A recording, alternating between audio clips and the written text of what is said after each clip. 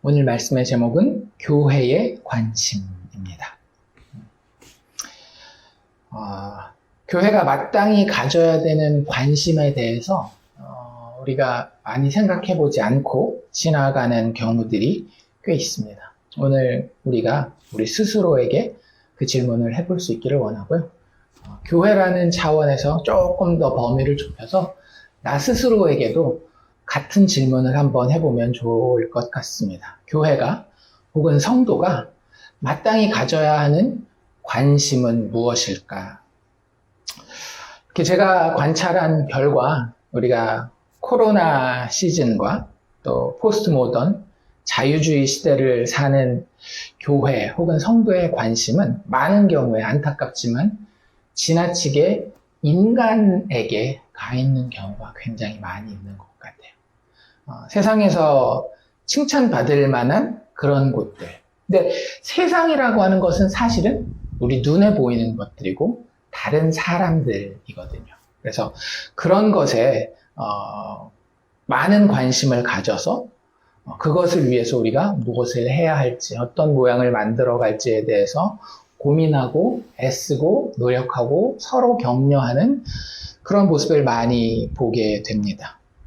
물론 사람에게 관심을 가지는, 그래서 어려운 상황 가운데 있는 사람의 상황을 해결해주고 그를 구해주는 것이 하나님의 기쁘신 뜻인 것은 맞아요.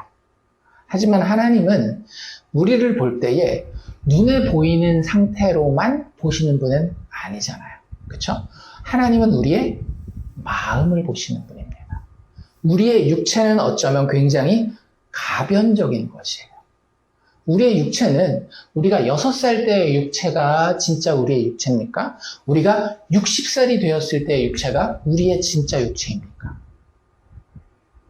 사실 우리의 육체는 과학적으로 따져도 세포가 몇 년만 지나고 나면 이전에 있었던 세포는 더 이상 남아있지 않을 정도로 우리의 육체는 굉장히 가변적인 것입니다. 눈에 보이는 것들은 사실은 다 그래요.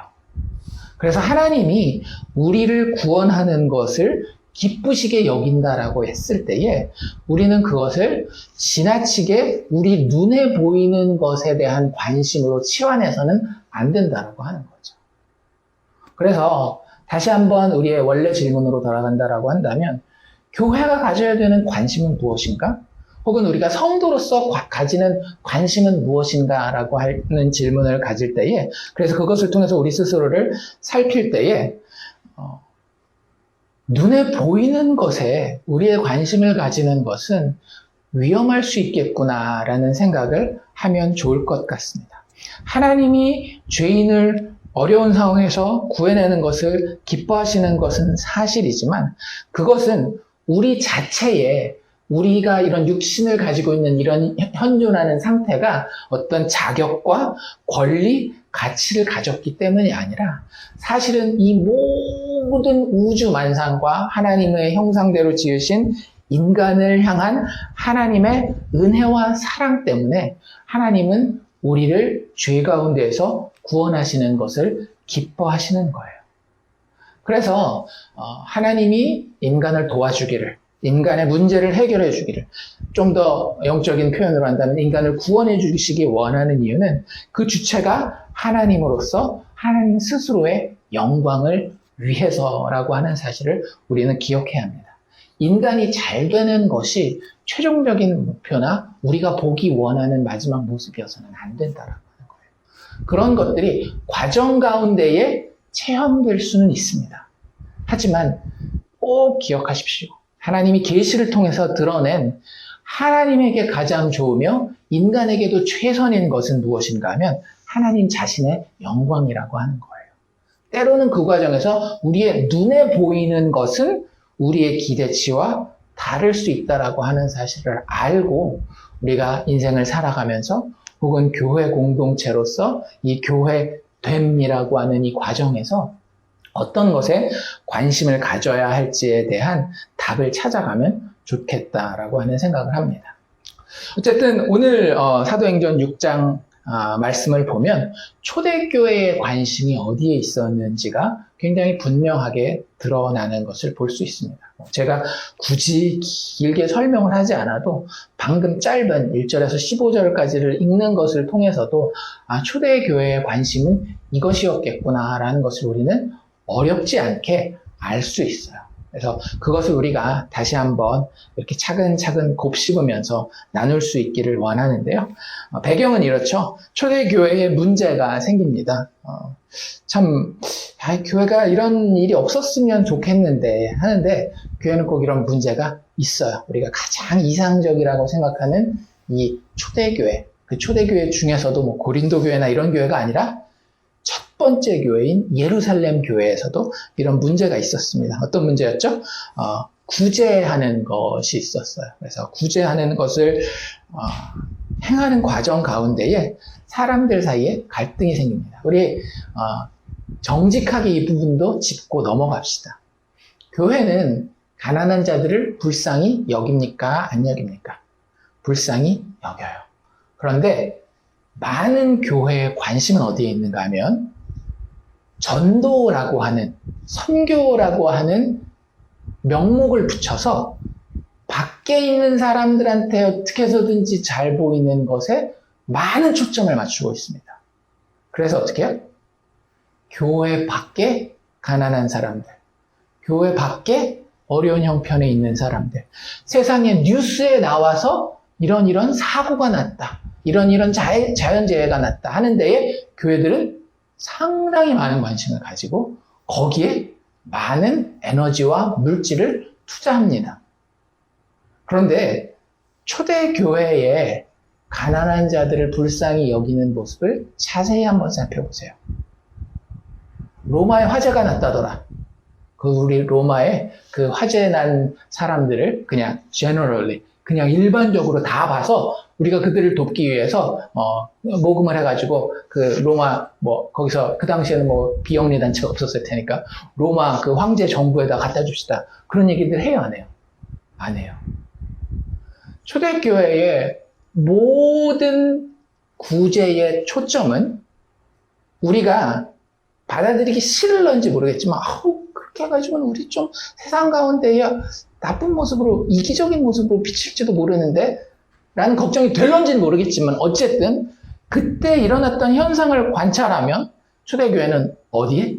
교회 안에 있는 고아와 과부와 나그네들의 어려움에 굉장히 큰 관심을 가지고 있었어요. 그래서 그들을 돕는 가운데에 사실 교회에 일부러 가난한 사람들을 많이 모으지는 않았습니다. 그런데 예루살렘 교회의 특징은 무엇이었어요? 예루살렘이라는 도시에 본인들의 생활 기반을 두지 않은 사람들이 상당히 많았을 것이라고 우리가 추측하잖아요. 정황을 이렇게 보면 그 당시에 사실 우리 시대야 한 도시가 100만 명, 1000만 명 이렇게 되는 거 우습게 그 각 나라별로 제일 큰 도시들 하면 한두 개씩은 있지만 고대에는요, 도시라고 하는 것이 기껏해야 몇십만 명 정도 될까 말까? 몇만 명이어도 꽤 큰 도시? 이런 도시예요. 그런데 예루살렘이라고 하는 도시도 평상시에는 그렇게 큰 도시가 아닙니다. 그런데 6월절이라든지 이런 중요한 유대인들의 절기가 되면 학자들의 계산으로 대략 그 당시에 잡았던 재물들의 수 이런 것들을 계산해가지고 어림잡아보면 200만 명에서 250만 명 정도의 인구가 갑자기 몰리는 그런 특징을 가지고 있었어요. 그리고 그 6월절 때에 오순절 성령 강림 사건이 일어나고 그때 베드로와 사도들의 복음 선포를 통해 수천 명이나 되는 사람들이 교회에 들어오게 됩니다. 다 정말로 성령의 역사 때문에 하나님을 깨닫고 특별히 하나님이 예수 안에서 드러내신 하나님이 죄인을 구원하시는 그것을 예수 그리스도의 죽음과 부활을 통해 정말로 영적으로 깨닫고 교회 안에 와서 다른 것 하지 않고 마르다와 마리아의 이야기를 통해서 볼 때 막 열심히 일하는 마르다의 모습보다는 날마다 모여서 사도들의 가르침을 듣고 같이 기도하고 예수를 나누는, 예수의 살과 예수의 피를 나누는 그런 공동체가 초대 특별히 예루살렘 교회 공동체였다고 하는 거예요. 그러니 제가 다시 말씀드리지만 생활 기반을 가지지 못한 사람들이 참 많았고, 생활 기반을 가지지 못했다 할지라도 남자들은 어때요? 임시로라도 일을 구할 수가 있잖아요. 그런데 그 도와줄 남자가 없는 사람들, 특별히 과부들 같은 경우에는 본인들이 어떻게 주의 말씀을 듣다가 굶어 죽게 된 그런 상태에 있는 거예요. 교회는 그 사람들을 돕는 겁니다. 복음을 같이 나누고 그 복음 때문에 우리가 정말로 하나님을 예배하고 찬양하고 그 복음의 말씀 가운데에 영광을 하나님께 돌리는 그런 공동체 가운데 어려움이 있는 자들을 정말로 안타깝게 보고 그들이 어떻게 하면 우리와 같이 계속해서 복음 안에서 하나가 될 수 있을까? 하나님이 우리에게 허락하신 이 육신의 생명 가운데에 이 복음이 어떻게 하면 우리 안에 최고로 살아있을까에 대한 고민 가운데에 이런 구제 사역을 했다라고 하는 사실을 우리는 기억해야 합니다.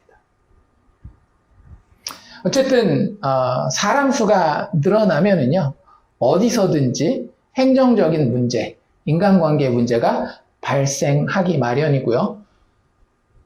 성경 말씀은 그것에 대해서 부끄러워하지 않아요. 왜요? 교회 안에 들어와 있는 성도들의 위대함과 도덕적인 깨끗함이 그들을 거룩하고 구별된 존재로, 구원받는 존재로 만드는 게 아니기 때문에.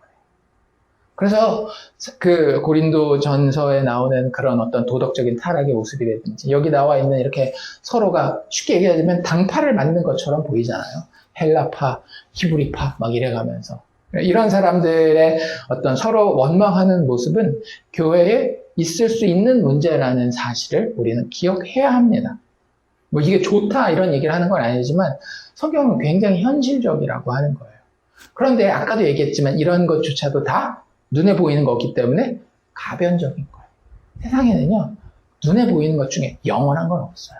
인간관계도 마찬가지예요. 백날 원수로만 살 것 같은 사람도 어떤 계기가 되면 이렇게 하나가 되기도 하고요. 평생 이 관계는 간다라고 했던 관계도 어떤 작은 것 하나 때문에 휙 틀어져서 갈라지기도 해요.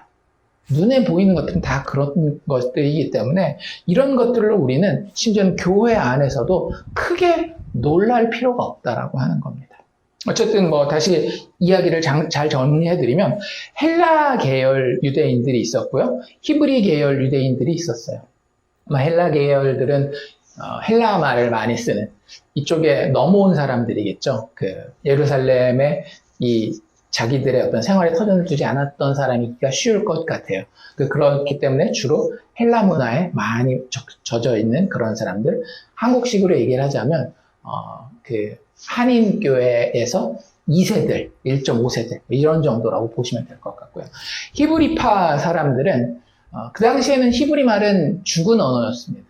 유대 지역에서 실제 일상생활에서 많이 쓰였던 언어는 헬라 문화권이 다스리고 있었기 때문에 헬라어도 쓰였지만 실질적으로는 아람어라고 하는 것을 더 많이 쓰고 있었어요. 그래서 아마 아람어 정도를 쓰면서 유대 지역에 실제 자리를 잡고 있었던 그런 사람들이 아닐까. 그리고 다른 사람들이 봤을 때도 헬라파 유대인들은 이 사람이 유대인이야 아니야 이런 긴가민가 하는 그런 모양이었다라고 한다면 이 히브리파 유대인들은 율법도 지키고 뭐 이런 할례도 하고 하면서 딱 겉으로 봐도 이 사람들은 유대인이구나라는 것들이 좀 보일 만한 그런 사람들이었었던 것 같아요. 그래서 사는 지역도 다르다 보니까 어떻게 보면 인종적인 색깔로 딱 봤을 때 구별이 되는 사람들도 많이 있었을 그런 상태였었던 것 같습니다.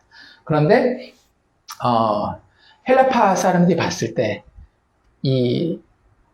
자기네 그런 헬라 말을 많이 하는 사람들의 과부들이 자주 이 교회에서 어려운 사람을 돕는 그 구제 사역에서 빠지는 것 같은 그런 느낌을 받은 거예요. 느낌적인 느낌이었는지 실제 그랬는지는 모르겠지만 뭐 여러 가지 그때 상황이야 뭐 가능성이 있겠죠. 어쨌든 상황이 그렇게 느껴지는 상황이었던 것 같고요. 그래서 사람은 항상 어려운 상황을 당하잖아요.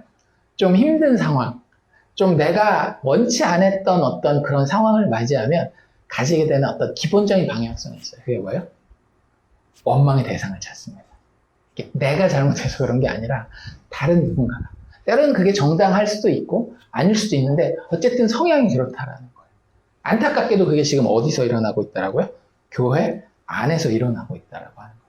교회가 예수 말씀, 예수 복음, 하나님의 영광 그것 하나만 놓고 우리가 하나 되기를 원하는데 그것 때문에 그것을 잘해보려고 하는 어떤 사역이 있었고 근데 그것으로 인하여서 이런 서로가 서로를 원망하는, 서운해하는 그런 상황이 펼쳐지게 된 것이었습니다.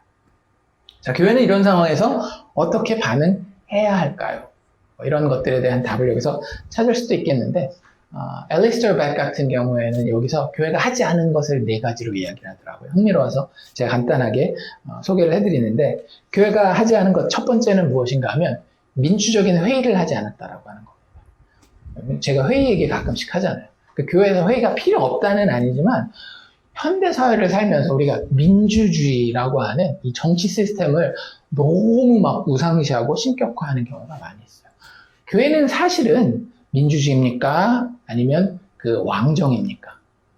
왕정이죠. 누가? 하나님이 왕이 되어서 모든 하나님의 자녀들이 그 백성이 되는 것이 교회의 굳이 따진다면 통치체제예요.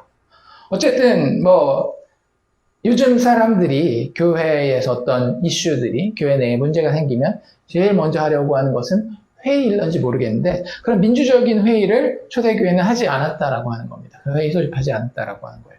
또 하지 않은 것은 무엇인가 하면 우리 이렇게 하다 보니까 안 되겠다. 그 구제사역 그만하자. 그래서 구제사역을 중단하는 것도 하지 않았다라는 거예요. 그러니까 이게 진짜 그래요. 교회라고 하는 것은 성도의 삶이라고 하는 것은 하나님이 다 이해하시는 삶이라고 하는 거예요. 우리가 밥 먹고 살아야 된다는 거 다 알고 있어요. 우리의 육체가 힘들면 피곤할 수밖에 없고 그 사람이 참 어려워할 수밖에 없다는 거 하나님 알고 있어요. 우리가 인간관계 할 때에 이런 상황을 당하면 억울한 상황으로 느껴진다는 거 하나님 다 알고 계셔요. 그래서 영적인 게 중요하지 그거 다 놔 그러지 않는다는 거예요. 그래서 구제 사역을 확 중단해버리는 이런 일도 하지 않았다라고 하는 거죠. 근데 그 반대 극단도 있을 수 있겠죠. 뭐예요? 이 어려운 사람 돕는 게 너무 중요하니까 말씀 사역은 이제 내려놓읍시다. 일단 우리 다 믿으니까.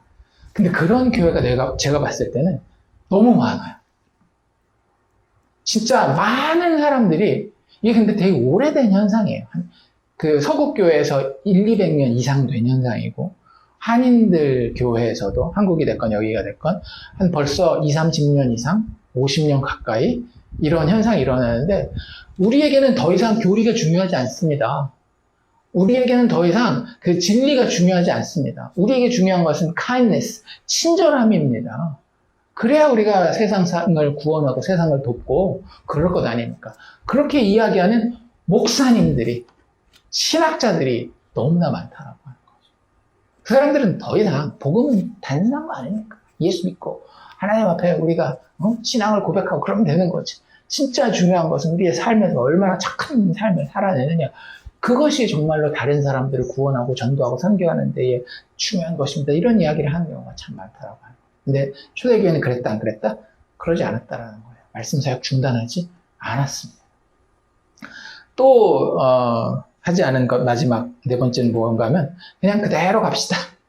그게 뭐 어째서요? 그러지 않는다라고 하는 거죠. 이것도 역시 아까 얘기했던 우리에게 문제가 오는 것을 하나님은 우리 일반 은총의 지식과 지혜 가운데에서 잘 해결해 나가는 것을 반대하지 않는다라고 하는 거예요. 문제가 있으면 해결해. 야, 너 맨날 그렇게 단 것만 먹는데 단 거 그거 먹는 문제 해결해야지 당뇨병 걸릴 텐데 하나님 그냥 일반 은총 하에서 우리에게 원하시는 거예요.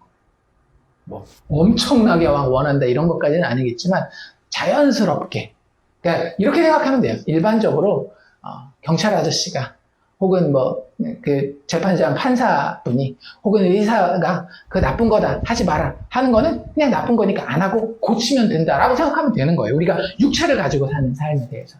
그러니까 교회 내의 문제에 있어서도 마찬가지라고 하는 거죠. 그래서 이런 것들 하지 않고요. 교회는 어떻게 반응하는가 하면 교회에 우선순위의 원칙이 있었는데 그것에 따라 대응했다. 있었다라고 하는 거죠. 우린 그 우선순위에 대해서 오늘 살펴볼 텐데요. 특별히 그 우선순위를 적용하는 데 있어서 한 가지 사도들의 중요한 역할을 봅니다. 이 모든 일들이 어떻게 이루어져요? 사도들이 구제 전문가는 아니었지만 사도들의 권위와 지도 하에 이루어지는 것을 볼 수 있습니다. 중요한 것은 하나님이 교회에 세우신 리더십, 그리고 그 리더십이 예수 복음 안에 정말로 붙들려 있을 때에 교회가 그 지도력 하에 하나가 되어서 같이 움직이는 모습이 초대교회의 모습이었다라고 하는 겁니다. 어쨌든 그래서 한 게 뭐냐, 결론적으로 한 게 뭐냐라는 것들에 대해서 볼 때에 실질적으로 한 행동보다 더 중요한 그 행동을 하게 만든, 그 반응을 하게 만든 원리 혹은 우선순위에 대해서 살펴볼 텐데요. 초대교회의 최우선순위 관심은 한마디로는 이겁니다. 예수복음. 다른 것 이상의 큰 관심사가 없었어요. 그런 것들 필요 없다는 아니었지만 우리가 방금 살펴본 것처럼 초대교회의 최우선순위의 관심이요. 조금 더 이렇게 푸시해서 얘기한다면 유일한 관심은 예수복음 하나였다라고 하는 겁니다. 그래서 예수복음으로서의 하나님의 말씀을 가르치고 선포하는 것, 여기에 1순위 관심이 있었어요. 실제 여기 뭐라 그래요? 12사도가 이런 원망의 이야기를 듣고 이런 문제가 교회에 있다라는 이야기를 들었을 때에 모든 제자를 불러 이르되 우리가 하나님의 말씀을 제쳐놓고 접대를 혹은 구제를 일삼는 것이 마땅치 아니하다라고 이야기를 합니다. 4절에도 내려가면 뭐라고 돼 있어요? 우리는 오로지 말씀 사역에 힘쓰리라 이렇게 이야기를 하고 있죠. 그래서 하나님의 말씀에 대한 관심이 교회의 1순위 관심이라는 거예요. 최우선순위. 그런데 여기서 우리가 착각하지 말아야 되는 것은 그냥 하나님의 말씀을 성경책으로의 지식의 어떤 소스로서의 하나님의 말씀으로만 생각하면 안 된다는 거예요. 여기서 하나님의 말씀은 다시 한번 이야기하지만 예수 그리스도 사건이라고 하는 것이에요. 그것에 정말 많은 관심이 있었어요. 구약 성경도 이 사람들이 굉장히 소중하게 여기거든요. 이유가 뭐예요? 예수 그리스도에 대한 이야기이기 때문에. 그리고 사도들에게 받는 서신들도 아주 소중하게 여겨서 성경의 일부로 결국에는 하나씩 더해 나아가는데 그 이유도 뭐예요? 그 사도들의 말 가운데에 예수에 대한 이야기가 나와 있기 때문에. 그래서 여기서 하나님의 말씀은 다시 말씀드리지만 예수 복음으로서의 하나님의 말씀입니다. 그리고 그 말씀을 가르치고 선포하는 것에 너무나 큰 관심이 있는 거예요. 교회는 아까도 얘기했지만 심지어는 구제도 그것 때문에 부수적으로 일어났던 사역이었던 겁니다. 그냥 이 사람들 너무 불쌍해, 가난해서 안 되겠어, 밥 굶으면 어떡하지? 이런 차원이 아니라 우리가 하나님 앞에 같이 예배해야 되는데, 우리가 같이 하나님의 말씀을 가르치는 현장에 있어야 되는데, 우리가 같이 그 말씀을 서로가 서로에게 선포해야 되는데, 저 사람 저러다가 영양실조로 쓰러지겠어, 안 되겠어, 밥이라도 먹여서 우리가 챙겨가지고 같이 모여야지. 그래서 교회 안에 밥 먹이는 사역이 있는 거예요. 주일날 많은 교회가 점심 먹는 이유가 뭐예요? 많은 사람들은 한인교회, 미국 사회에서 한식 못 먹으니까 나와서 먹는다고 이야기하잖아요. 근데 옛날 얘기고 요즘엔 다 나가면 한식 얼마든지 먹을 수 있는데 이게 일견은 성경적인 이유가 그거 예배 끝나자마자 뭐 하는 거예요? 은혜 받은 말씀을 같이 나누는 거예요. 근데 그걸 다 같이 밥 챙기거나 아니면 안 먹어서 막 배고파가지고 자꾸 집중력이 떨어지거나 그런 것들을 이렇게 최소화하기 위해서 교회에서 특정하게 몇 명이 그 사역을 감당하여서 사람들이 말씀의 교제에만 집중할 수 있도록 그런 사역들을 하는 겁니다. 그래서 어쨌든 하나님의 말씀, 예수 그리스도 복음으로서의 하나님의 말씀을 가르치고 선포하는 데에 교회의 최우선순위 관심이 있었다라고 하는 거죠. 그런데 2절을 우리가 읽었고 4절을 읽었잖아요. 2절과 4절이 약간 차이가 있는 걸 볼 수 있어요. 무슨 차이가 있습니까? 2절에서는 우리가 뭘 제쳐놓고? 하나님의 말씀을 제쳐놓고 접대를 일삼는 것이 마땅하지 아니하다라고 얘기를 했는데 4절은 거기에 한 가지 추가되는 게 있죠. 그렇죠. 기도가 추가되고 있어요. 제가 아까 빼고 읽었지만 원래 4절을 다 읽으면 우리는 오로지 기도하는 일과 말씀 사역에 힘쓰리라 라고 이야기를 합니다. 그래서 최우선순위를 두 개로 나눈다라기보다는 이게 사실은 같이 가는 거예요. 말씀 사역과 기도하는 것은 뗄 수 없는 겁니다. 만약에 이걸 떼면 이게 다른 게 돼요. 우리가 하나님의 말씀, 성경이라고 하지만 성경과 말씀을 띄면 이건 다른 게 돼요. 뭐가 돼요? 지식이 돼요. 신학교에 가면 예수 없이, 예수에 대한 신앙 고백 없이 성경을 가지고 학문을 하는 분들이 많습니다. 뭐가 없기 때문에? 기도가 없기 때문에. 기도는 뭐 그러면 제가 여기서 얘기하려고 하는 기도는 어떤 마법의 툴인가요? 성경을 굉장히 더 놀라운 어떤 그런 우리 삶 가운데의 능력을 일으키는 걸로 만들어주는 그런 건 아니고요. 기도라고 하는 것은 관계를 보여주는 거예요. 기도의 가장 큰 기능이 뭔지 아십니까? 초대교회를 통해 볼 때에 기도의 가장 큰 그 기능은 뭐냐면 하나님 앞에서 기다리는 거예요. 하나님 인격적인 분이신데 그리고 그분은 말하기를 좋아하시는 분입니다. 하나님이 하신 행동으로 성경에 처음 기록되어 있는 행위가 뭐예요? 말씀하셔서 천지를 창조하시잖아요. 우리가 성경을 가지게 된 이유도 뭐예요? 하나님이 말씀하셔서 자기를 드러내셨기 때문에. 예수님을 부르는 요한복음의 호칭도 뭐예요? 말씀. 태초에 말씀이 계십니다. 하나님은 우리와 말씀하시기 원하는 분이에요. 그럼 우리가 하나님과 진짜 인격적인 교제를 한다라고 한다면 그 음성을 들어야 돼요? 못 들어야 돼요? 들어야 돼요. 하나님의 음성을 들으십니까? 오늘 아침에 들으셨어요? 일어나서? 근데 여기 한 가지 문제점이 있는데 그 문제점이라기보다는 우리 쪽에 있는 문제죠. 우리 쪽에 있는 문제가 뭐냐면 하나님의 시간에 대한 개념과 우리의 시간에 대한 개념이 다르다라고 하는 거예요. 가장 대표적인 얘기가 우리가 지난번에도 얘기를 했지만 하루가 1000년 같고 1000년이 하루 같은 게 하나님의 시간에 대한 개념이라고 하는 거죠. 하나님은 절대 늦으신다, 안 늦으신다? 늦지 않는 분이에요. 본인이 원하는 때에 그 일을 반드시 이루게 하시고 그리고 그것을 통하여서 영광 받으셔요. 그래서 하나님은 늘 하나님의 백성과 만나는 그 자리에서 뭘 요구하는가 하면 기다리게 하셔요. 홍해를 가르는 장면에서도 너희가 가만히 있어 내가 무엇을 행하는지 보아라 라고 이야기를 하고요. 엘리야가 비를 내리게 하는 그 장면에서도 7번이나 기도하는 가운데 기다리게 하셔요. 그리고 우리가 잘 아는 이 사도행전의 초대교회의 성령 강림 앞에도 뭐가 있었어요? 다른 기도도 아닌 그냥 기다리는 기도가 있었다. 그들이 기도를 특별히 열심히 했기 때문이 아니라 기다리는 가운데 하나님은 그 기다림을 우리에게 원하셔서 하나님이 직접 그 기다림 가운데에 오시는 것을 우리로 하여금 체험케 하기를 원하신다라고 하는 겁니다.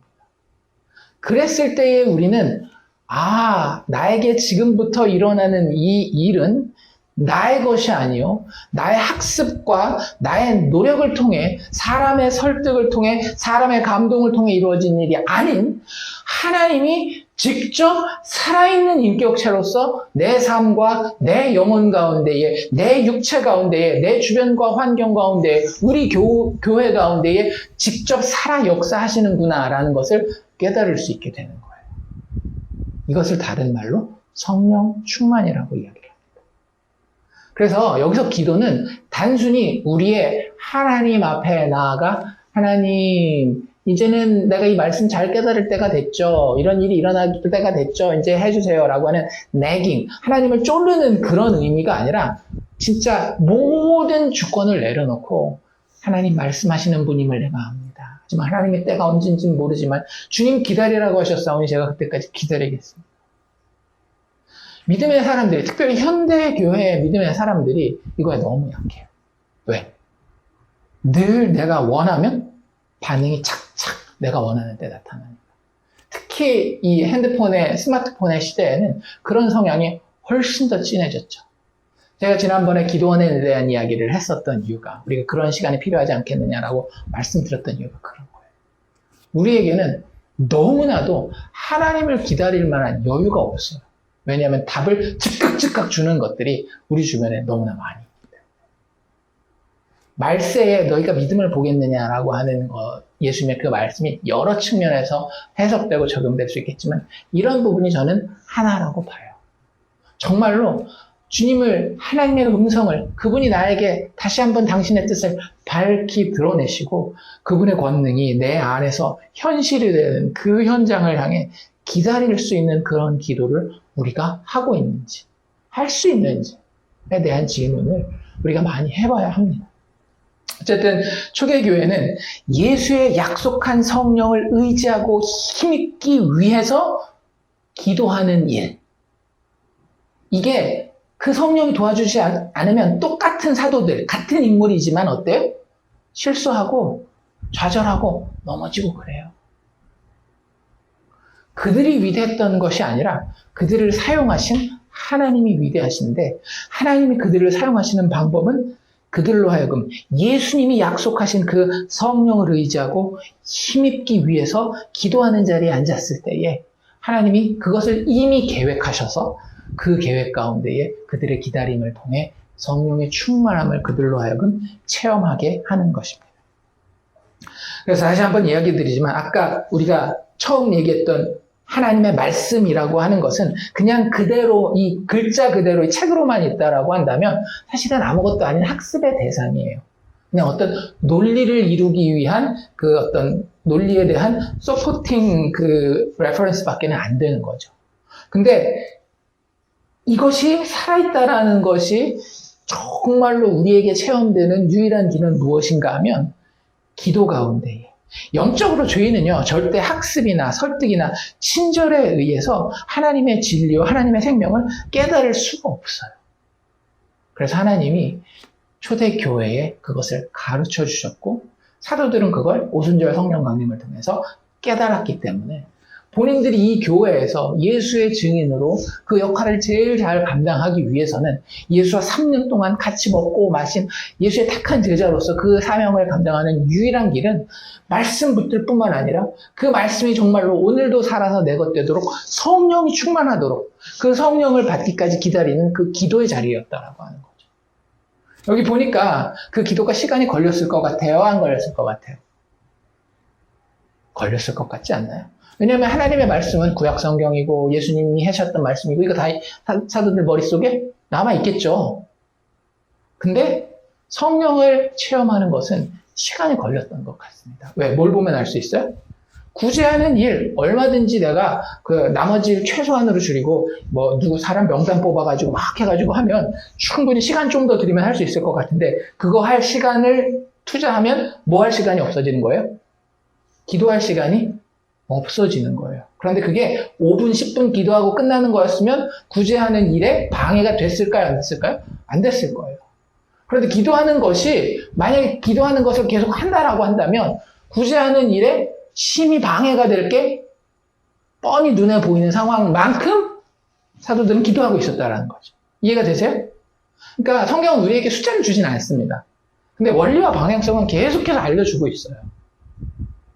정말로 우리가 하나님 앞에 제대로 드려지는 것은요, 우리의 시간과 정성과 에너지가 들어가게 돼 있어요. 물론 그것 때문에 우리가 이만큼 시간을 투자해서 이만큼 열심히 기도했기 때문에 하나님이 우리를 만나시고 우리에게 성령이 충만하게 하신다라는 이야기가 아니라, 하나님이 자신의 영광을 위해서 자신을 싼 값에 팔아넘기지 않기로 이미 계획해 놓으셨기 때문에 그런 거예요.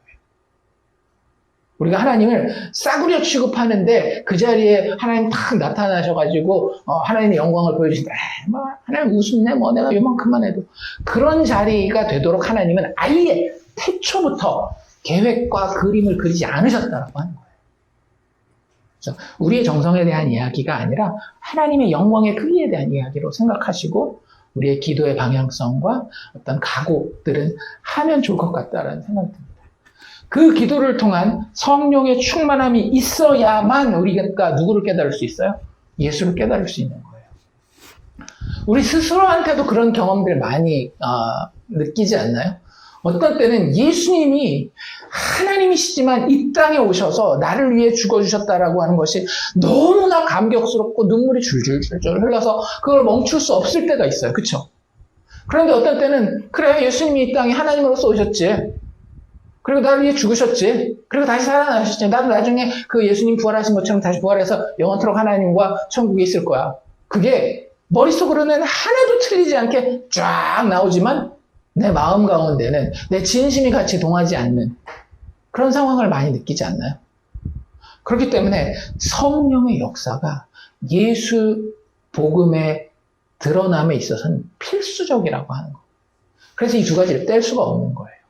하나님의 말씀과 기도를 통한 성령의 충만함이라고 하는 것은 초대교회의 그런 의미에서 뗄 수 없는 하나의 관심이었다라고 하는 거예요. 성령의 역사에 의해서만 영혼 구원이 가능하고 이것을 위해서 교회는 사도들은 기도해야 했던 겁니다.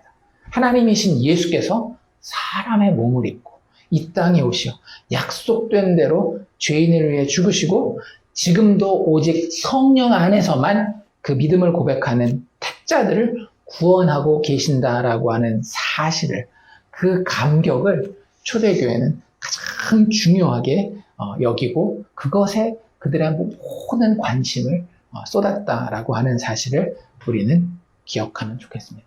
그래서 그 관심의 원칙을 가지고 아까 일어났던 교회에 일어났던 그런 문제에 접근을 하고 반응을 해요. 어떤 반응을 초대교회는 하게 됩니까? 7명의 집사를 뽑게 되죠. 7명의 집사 이름 다 아십니까? 성경 기재해가지고 외우고 그랬었던 기억도 있는데 이름을 기억하는 것은 그렇게 중요한 것은 아니고 7명을 뽑은 것은 아마 실제 7명 정도가 필요했기 때문일 수도 있고 어떤 초대교회가 가지고 있었던 성경에서 숫자를 쓰는 어떤 상징성에 대한 7이라고 하는 완전수로서의 그런 걸 수도 있고 어쨌든 7명을 뽑는데 중요한 건 뭐냐 하면 단순히 일 잘하는 전문가를 뽑지 않았다라고 하는 거예요. 이게 굉장히 중요합니다. 사도들이 제자들에게 제안했던 기준이 있었어요. 뭐예요? 형제들아, 3절인데요. 너희 가운데서 성령과 지혜가 충만하여 칭찬받는 사람 7을 택하라. 그리고 이런 결정에 대해서 온 무리가 5절에 보면 이 말을 기뻐하였다. 같이 공감대가 형성이 된 거죠. 이거 일 잘하는 사람 뽑은 거 아닌가요? 여기 보니까 성령과 지혜가 충만했다라고 얘기를 하니까 물론 여기서 이야기하는 지혜가 일을 잘 해결하는 일머리가 있는 지혜를 배제하지는 않는 것 같아요. 그런데 우리가 뒤에 나와 있는 표현들을 보면 상호 교차적으로 단어들을 바꿔가면서 쓰고 있거든요. 조금 더 스펙트럼을 넓히고 조금 더 의미를 클리어하게 분명하게 하기 위해서 여러 번 다른 표현으로 이 같은 말을 한 것을 우리가 발견할 수 있습니다. 그걸 보면 단순히 일 잘하는 전문가, 그 분야의 전문가를 뽑지 않았어요. 사도들과 교회가 기뻐하면서 뽑았었던 교회 일꾼 어떤 사람들이었는가 하면 성숙한 예수 사람인지 이게 확인된 사람을 그 필요한 영역의 일꾼으로 교회를 섬기는 일의 자리에 세우는 것을 볼 수 있습니다. 우리식으로 얘기를 하면 이런 거예요. 방송 장비가 필요해요. 녹음하고 이런 것들. 그러면 이 사람은 정말로 카메라를 잘 다뤄. 이 사람은 정말 이 사람의 음향에는 역시 달라. 이런 사람 아니라는 거예요. 찬양을 인도하고 이런 사람들도 저 사람 진짜 기타 실력이, 건반 다루는 실력이 대단해. 그것은 진짜 고려하긴 하겠지만 좀 과장하자면 일말의 고려 대상도 아니었다라고 하는 거예요. 성령 충만하십니까? 이게 기준이었다라고 하는 거예요. 그리고 성령과 함께 지혜라는 표현을 쓰고 있는데요. 이게 계속 이 반복되는 표현이라고 그랬어요. 성령과 지혜가 충만하다라는 표현이 실제 5절에 가면 이렇게 뽑아라라고 그 사도들이 이야기한 거잖아요. 3절에서 사도들이 기준을 뭐라고 줬더라고요? 성령과 지혜가 충만한 사람으로 뽑아라 해서 교회가 뽑는 장면이 어디 나와요? 5절에 나와요. 그러면 교회는 어떻게 뽑아야 돼요? 사도들이 기준을 줬으니까 성령과 지혜가 충만한 사람을 뽑아야 되잖아요. 5절 한번 읽어볼까요? 뭐라고 되어 있는지. 온 무리가 이 말을 기뻐하여 믿음과 성령이 충만한 사람 하고 7명의 명단이 쫙 나옵니다. 성령은 똑같아요. 뭐가 바뀌었어요? 지혜라는 단어가 뭐로 바뀐 거예요? 믿음으로 바뀐 거예요. 사도들 말 지지리도 안 듣죠, 교회가. 아니에요. 지혜라는 말은 뭐와 상호교차적으로 쓸 수 있다는 거예요? 믿음이라는 말과 상호교차적으로 쓸 수 있다는 것을 보여줍니다. 믿음이라고 하는 것은 뭐겠어요? 그럼 여기서 믿음과 지혜가 같이 이렇게 만들어가는 그 그림은 뭐겠어요? 예수 믿는 믿음의 내용으로 삶과 정황들 가운데에 적용해서 반응하는 그런 삶의 모습을 보이는 것을 믿음 혹은 지혜라고 표현하는 겁니다. 그 일머리에 대한 지혜를 얘기를 하는 게 아니라 어떤 상황을 맞이해요. 어떤 사람들 같은 경우는 뭐 은행 일을 하는 사람일 수도 있고, 어떤 사람들은 가정주부일 수도 있고, 어떤 사람들은 학생일 수도 있고, 어떤 사람은 프로그래머일 수도 있는데 그 상황 가운데에 뭐 때문에? 예수 그리스도 믿는 믿음 때문에. 내가 예수 그분의 죽음 때문에 다시 살아나는 부활 생명을 소유한 자가 됐다라고 하는 그 지혜 때문에, 그 믿음의 내용 때문에 내가 살고 있는 삶의 정황에 대한 판단을 내려서 행동한다라고 하는 거죠. 이건 사람들마다 각각 다르게 어떤 결정을 내릴 수 있어요. 똑같은 학생이라 할지라도 예수 믿는다라는 믿음 때문에 이렇게 행동하는 사람이 있을 수 있고 저렇게 행동하는 사람들이 있을 수 있다라고 하는 거예요. 그래서 교회에서의 사역의 진행 모습은 다 다를 수밖에 없는 겁니다. 왜냐하면 우리에게 법을 주지 않거든요. 우리에게는 늘 예수라고 하는 인물을 주시는 거예요. 인격체를 주시는 거예요. 그런데 그것을 붙드는 것은 뭐밖에 없어요? 믿음밖에 없거든요. 그 믿음을 붙들고 그 예수가 나를 위해 죽고 다시 사셨을 뿐만 아니라 성령의 도우심으로 내가 그분을 믿게 되었고, 그래서 그분이 성령과 함께 내 안에 들어와서 사는 자가 되었을 때에 나는 아버지로서 어떻게 해야 되는가? 어머니로서 어떻게 해야 되는가? 이 부분들을 참 진지하게 고민하고 그걸 살아내려고 애쓰는 그런 모습을 지혜라고 표현하는 거예요. 그걸 다른 표현으로 표현하니까 믿음이라고 이야기하게 되는 거죠. 이해가 되시죠? 왜 이 단어를 상호교체적으로 썼는지. 그리고 뒤에 또 넘어가면 이런 표현도 나옵니다. 8절 볼까요? 8절에 스데반에 대해서 그 표현을 하는데 이렇게 표현을 해요. 스데반이 무엇과 무엇이 충만하였다? 은혜와 권능이 충만하였다. 여기서 단어가 싹 다 바뀌었네요. 이걸 조금 그럼 얘가 아닌가 보다라고 생각할 수 있는데 이 스데반을 표현하는 또 다른 표현이 어디 나와 있는가 하면 10절에도 나와 있습니다. 10절에 뭐라고 나와요? 스데반이 지혜와 성령으로 말하였다. 이거 딱 나왔네요. 뭐예요?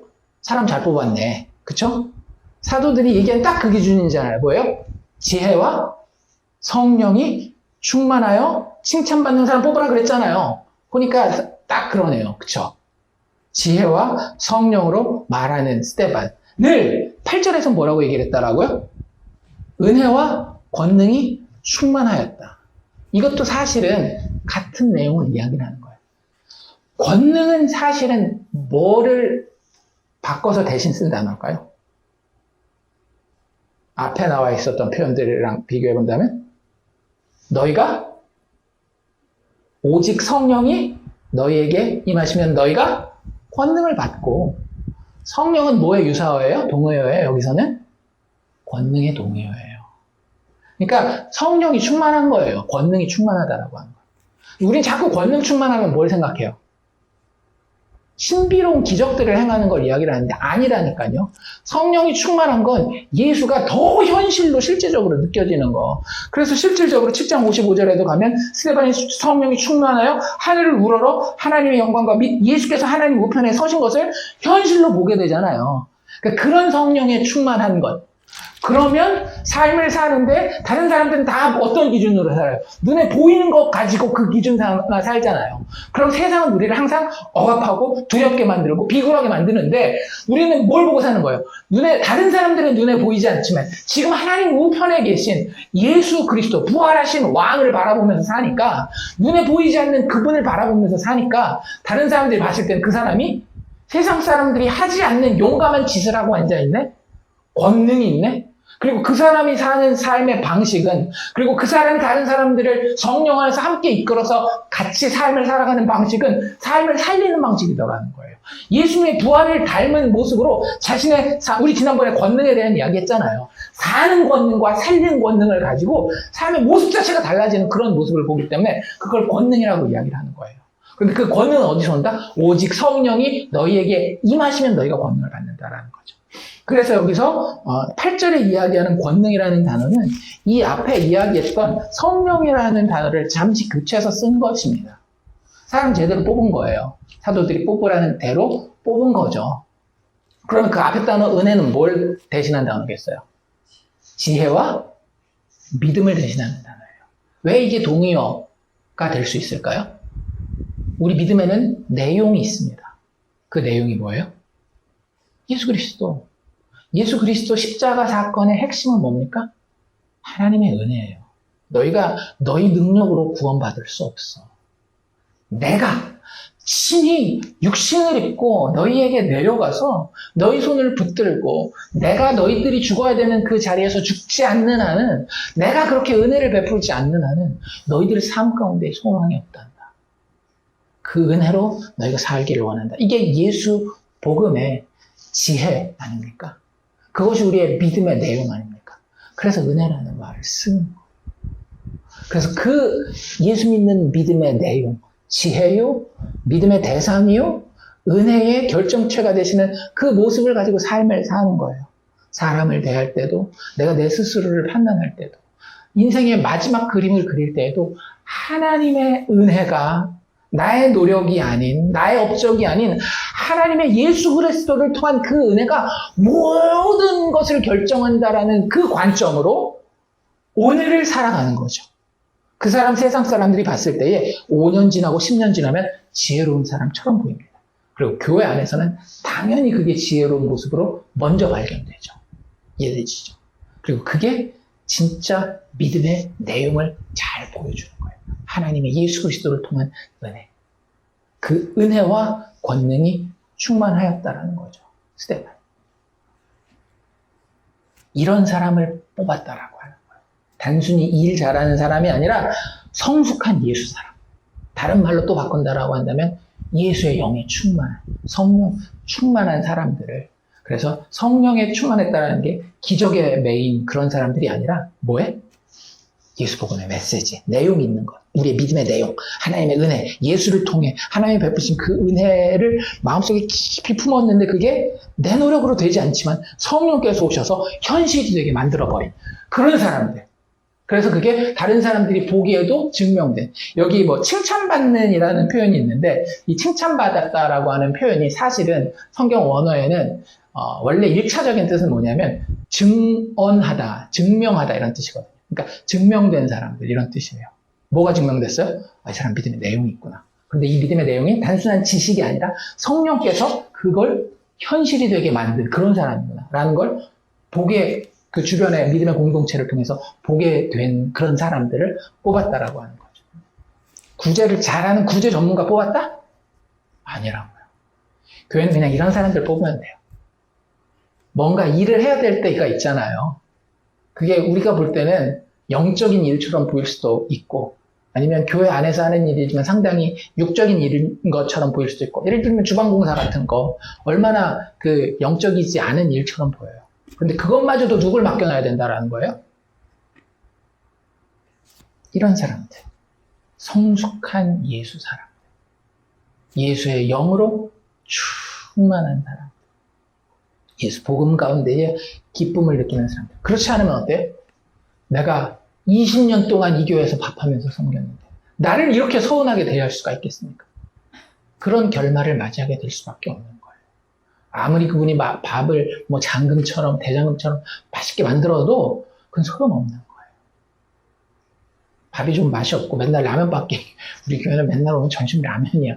그래도 성령이 충만한 그 믿음이 예수를 향해서 올바르게 서 있는 사람들이 봉사하면 교회는 그것으로 만족하는 겁니다. 그래서 이 문제를 맞이한 교회, 초대교회가 가지게 되는 결과가 뭡니까? 참 신기해요. 기대했던, 이거 원래 문제가 있었죠. 그쵸? 문제가 뭐였어요? 구제 문제였잖아요. 구제 문제가 어떻게 해결되었는지에 대한 결론이 안 나와요. 뭔 얘기예요? 큰 관심이 없다. 우리 교회에 빨간 카페트를 깔아야 되느냐, 초록색 카페트를 깔아야 되느냐. 아니, 사긴 사야 되니까 토론을 할 수는 있어요. 근데 그 결론이 그렇게 중요하다, 안 중요하다? 안 중요하다라는 거예요. 진짜 중요한 걸로, 결론으로 여기 묘사되는 건 뭐예요? 8절에서 15절 얘기예요. 그렇게 집사를 뽑아놨더니, 어떻게 보면, 그 직무유기죠. 뭐라고 뽑아놨어요? 구제하라고 뽑아놨더니 스데반이 나가서 기사와 표적을 행하면서 예수 복음을 막 선포하고 앉아있어요. 스데반이 구제 사역을 했을까요? 안 했을까요? 했겠죠. 얼마나 잘 됐는지 잘 몰라요.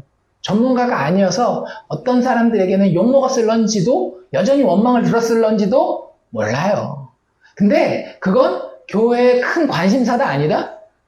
교회의 직접적인 큰 관심사는 아니라고 하는 거예요. 아까도 얘기했지만 그것의 현존을 무시하지는 않아요. 그걸 일반 은총하에서 잘 하는 만큼 해봐. 근데 하나님의 결론은 뭐냐면 너희가 육신을 가지고 있는 한은 계속 그런 문제는 있을 거야. 그런데 거기에 너무 너희의 눈과 관심 두지 마. 그 얘기예요.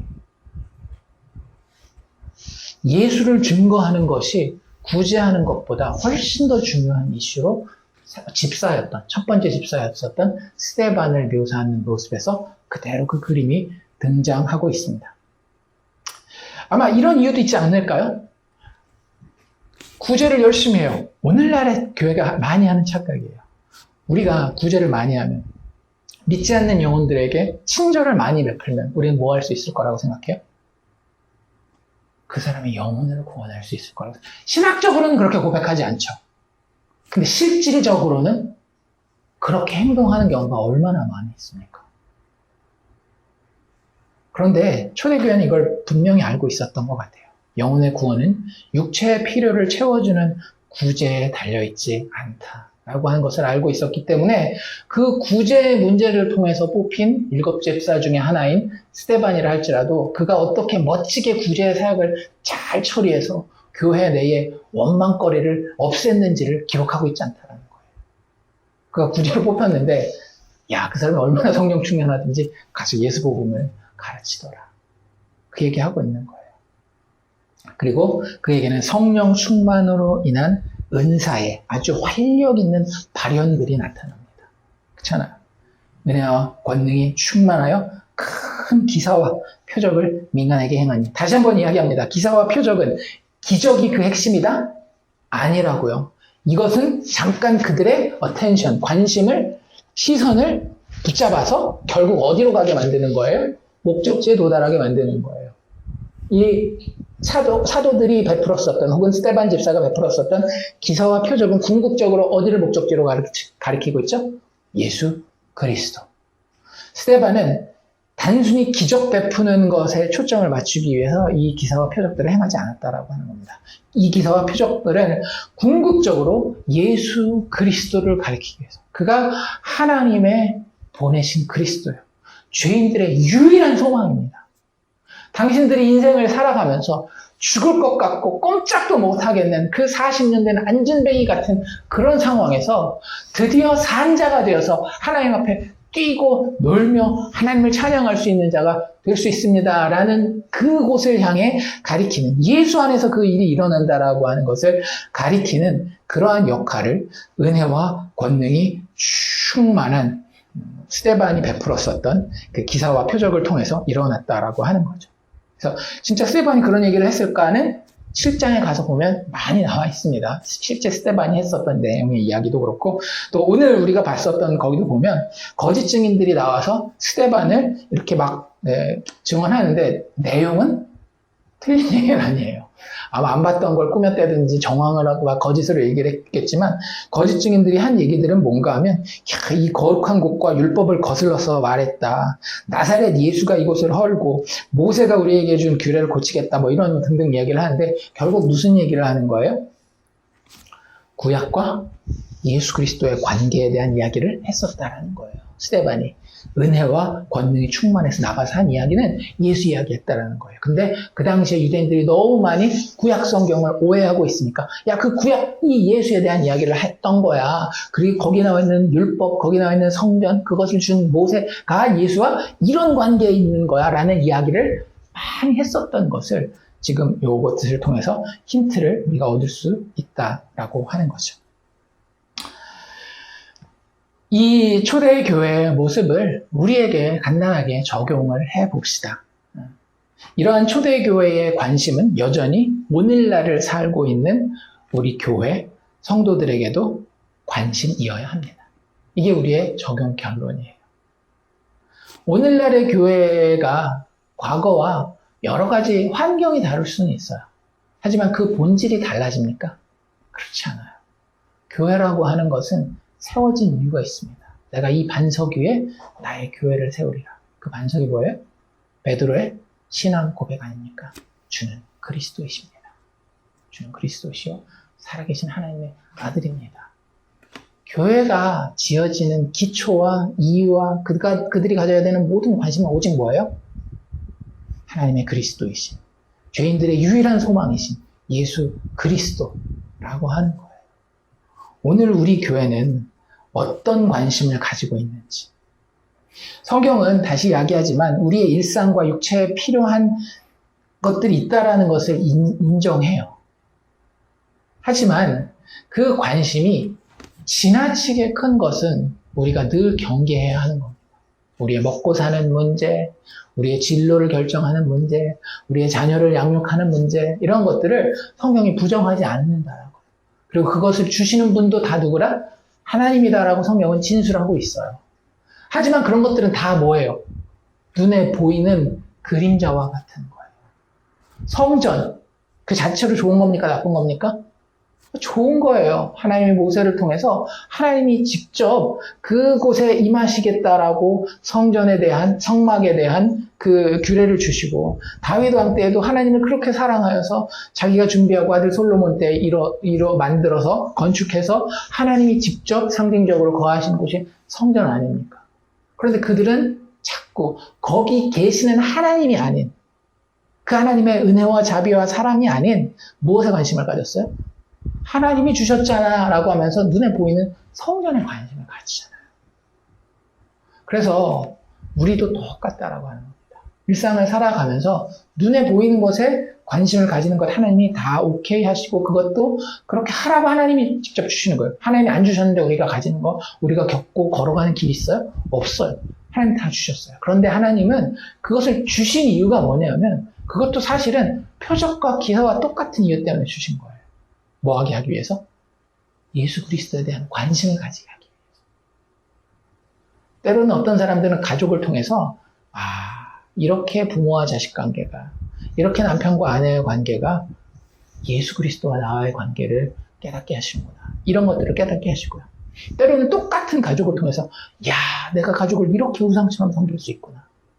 예수 먼저 관심을 가져야 되는데 내가 예수보다도 가족에 이렇게 붙들려 있구나. 이런 것들을 깨닫게 해요. 하나님 주시는 거는 다 이유가 있는데 모든 목적지는 어디라고요? 예수 그리스도. 죄인을, 나를 살려서 하나님과 영원히 교제하고 하나님을 영원히 기뻐하게 하는 그 자리로 이끄는 데에 그 목적이 있다라고 하는 거죠. 중요한 것은 우리의 주된 관심이 무엇인지에 대해서 확인하는 것입니다. 우리는 초대교회의 모습을 통해서 교회가 마땅히 가져야 하는 유일한 관심에 대해서 한번 살펴봤어요. 그러니 우리 스스로에게 이렇게 한번 물어봅시다. 나는 성령 충만한가? 내 힘으로 되는 거 아니라고 얘기했죠, 그렇죠? 나는 성령이 충만한가? 또는 예수 지혜가 충만한가? 세상 지혜는 엄청 많은데 예수 지혜는 진짜 충만한가? 지식으로서 나 그거 알고 있어 암기한 거 얘기하는 게 아니에요. 그쵸? 인격체로서 그분을 정말 잘 아는가? 그걸 아까 집사를 뽑는 기준으로 지혜와 성령이 충만하다고 얘기하는 거예요. 그것에 관심을 가지고 사람들도 뽑고 그랬잖아요. 그게 우리에게도 똑같다라고요. 나는 성령이 충만한가? 하나님께서 나를 이끌고 가심을 느끼고 있는가? 그리고 그 이끌어 가시는 그 마지막인 예수 그리스도를 실질적으로 체험하고 있는가? 예수 지혜에 충만한가? 그래서 조금 더 나간다라고 한다면 칭찬을 받는 사람인가? 인간들이 얘기하는 그런 칭찬 아닙니다. 착한 일을 많이 해서 칭찬은 그게 아니라 저 사람 은혜와 진리가, 은혜와 지혜가, 은혜와 권능이 충만한 사람이구나. 이런 것들을 느낄 수 있는, 그걸 보여주기 위해서 하는 게 아니라 그냥 내가 그런 상태에 있다 보니까 사람들도 인식할 수 있는. 아니, 사람들이 봤는데 저 사람 예수 믿는다고 하는데 똑같이 죽음 앞에 덜덜덜 벌벌벌 떨고 있네. 저 사람 똑같이 그 실직하는 문제에 벌벌벌 떨고 있네. 저 사람 똑같이 학업 문제에 벌벌벌 떨고 있네. 그러면 우리가 우리 스스로를 되돌아봐요. 과연 난 뭐에 관심을 더 많이 가지고 있는가? 사람들 앞에 혹은 내 스스로의 기준 앞에 나를 만족시키고 사람들을 만족시키는 그것에 관심을 가지고 있는지, 아니면 정말로 성령이 나를 이끌고 가셔서 예수 그리스도의 나를 위한 대속적인 죽음과 부활에 관심을 가지고 있는 우리들 모두 이제는 예수 안에 드러난 하나님의 진리에 대한 원함과 성장이 있는지 계속해서 관심을 가질 수 있기를 원합니다. 다른 거 일상적으로 잘 합시다. 그런데 그것들이 우리에게 주어지는 최종 목적지는 예수 안에 드러난 하나님의 진리, 거기에 있더라고요. 난 그걸 진짜 원하고 있나요? 그리고 원하는 만큼 나에게 그런 성장이 있나요? 성령을 통하여서? 삶의 모든 모습에서 예수에 대해 더 알기 원하며, 그리고 성령의 도우심으로 실질적으로 그 지혜 가운데에 잘 자라가는 우리가 될 수 있기를 주님의 이름으로 축원합니다.